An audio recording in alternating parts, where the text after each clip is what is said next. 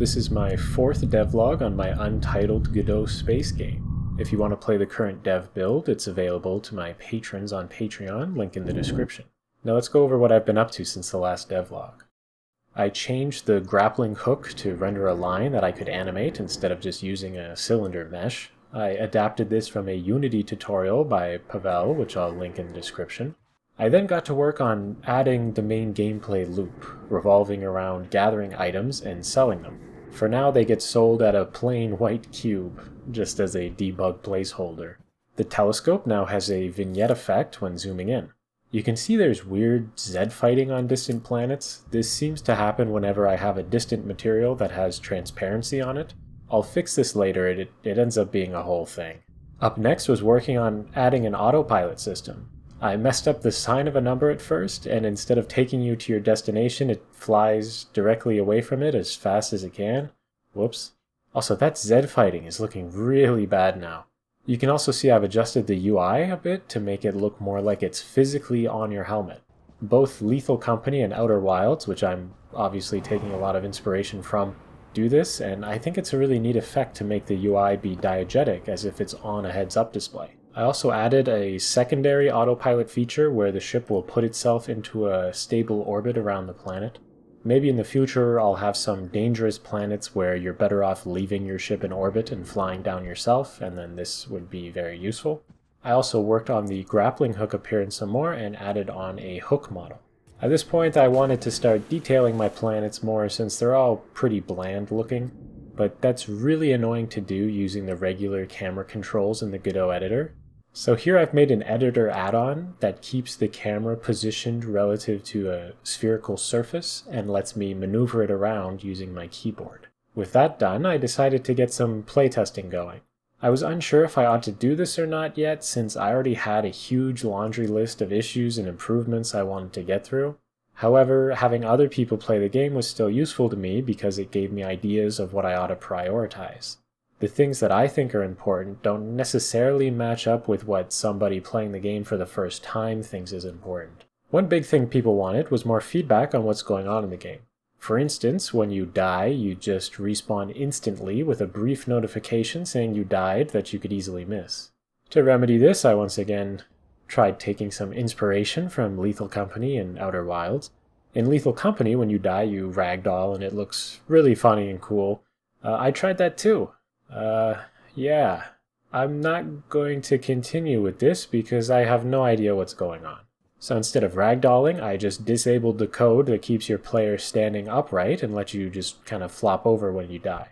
This seems to be what Outer Wilds does as well. Oh my god! I wonder if they had considered doing ragdolling earlier in development and also gave up on it due to how weird the physics get when trying to do ragdolls that are affected by n-body gravity, because that complication certainly did it in for me. Another thing playtesters wanted more feedback on was when getting injured. I started first with an audio cue. Ow! This is a placeholder, so don't worry. Then I added a red vignette effect on screen to make it very obvious that you've been hurt.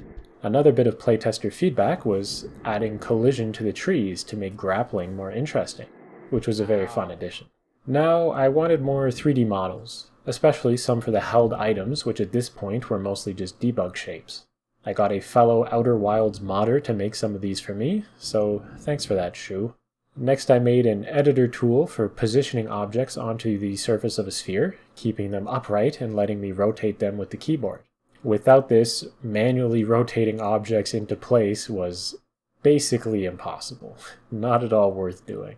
I got a lot of these detail assets from itch.io while searching for stuff that was free to use. A lot of them are under attributions licenses, so I just gotta throw them in my credits and then I'm good to use them. I'll link a few of the packs I used in the description in case anyone wants to use them in their own projects after seeing them on here. So physics got weird with the new detail objects. You see here I'm like bouncing right off of them. In the end, I had to treat each object as its own static body and set the constant linear velocity and constant angular velocity values appropriately for their exact positions relative to the planet in order to have the player respond properly to touching them. This is something I mentioned doing in the last devlog if you don't know what those values do. Now, is this an unoptimized solution? Most likely, yes. But does it work? Yes, it does. Future me can worry about frame rate if it becomes an issue. Next, I cobbled together a bunch of these industrial PS1 style assets into a space station. I'm just trying to prototype locations right now, so I'd rather do this than spend extra time doing the modeling and texturing myself for a proper space station. Plus, I think there's a weird sort of charm to how jank it looks. I had some issues with collisions on these things at first. Eventually I realized I just had to set two-way collisions on a lot of my props in the editor. In particular, if you would look at something like the roof of a building, it would have collision when you try to stand on top of it, but if you would just jetpack up through the ceiling while inside it, you would phase through it. Next, I had to create artificial gravity so that you could actually walk around inside the space station. This is just a modified version of the gravity volumes I used for the planets, but instead of pulling you towards the center, it just always pulls in one specific direction no matter what, at a constant force. Now back home on the planet itself, I wanted to do some more detailing, so I grabbed a house model and I threw that down. I did some minor texture modifications to make the windows transparent. At this point, I was mixing a lot of free art assets from different art packs, and felt like I needed something to unify the appearance of the game. So I started with some visual effects. Here I'm trying out an outline shader. Speaking of mixing assets, I got Shu to make me a grappling hook asset as well. Look, it animates perfectly. Wait, yeah, okay, that makes much more sense now. For some more visual consistency, I made all the textures use nearest filtering, meaning you see the pixels in the textures. Anyway, the lava planet is looking a lot nicer with more props around detailing it. Plus I added an NPC here to talk to.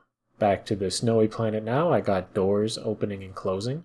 Another playtesting complaint that I got was about the camera movement. As I fly up away from the planet and transition into zero gravity, I keep looking the same way, which is nice and what you would expect. But when I come back down from zero gravity, you can see my camera suddenly flips upwards as my body turns around to be oriented relative to the ground. This can be a bit jarring. To solve this, I did a lot of testing to create a system to rotate the player's camera around to face a specific point. The sort of complication to this was that the player's head rotates left and right, and then the camera itself rotates up and down. So I would have to figure out how to rotate those two things in order to be facing in a specific direction. Here I'm just locking the y-axis rotation so that I face towards the lava planet at all times. I had a lot of trouble when working this out. The camera really didn't want to behave. I got it working eventually though, so here, no matter what, my player is looking at the lava planet, while respecting the rotation of the player's body. Now I can use this system so that while the player is transitioning from zero gravity to regular gravity, their camera keeps looking in the same direction. At some point along the way, I got tired of the old Z fighting issue that I had mentioned previously, and I went looking for a solution. Now apparently what I could do is use a custom shader for every single transparent object in the game that would then flip the Z depth buffer something or other. Listen, I'm not a shader scientist here, okay, this stuff is confusing to me. But thankfully, Godot is open source. So I took a look at the Godot GitHub repo, and it turns out that not only is this a known problem, there's an open pull request which solves it. It's not slated to be released anytime soon, I think, but that's fine. I can just take their branch of the code and build the game engine for myself.